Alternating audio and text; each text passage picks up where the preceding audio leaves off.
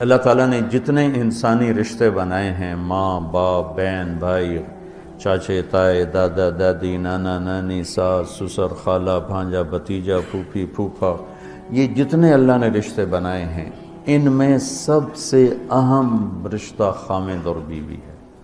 سب سے اہم رشتہ خامد اور بیوی ہے۔ سب سے قریب ترین رشتہ خامد اور بیوی۔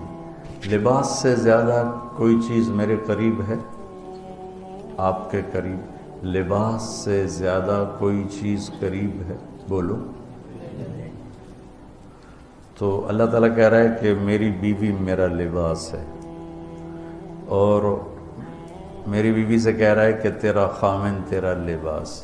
تو میں سے مراد سب شادی شدہ، جتنے شادی شدہ لوگ ہیں، تو اللہ تم سے کہہ رہا ہے تمہاری بیوی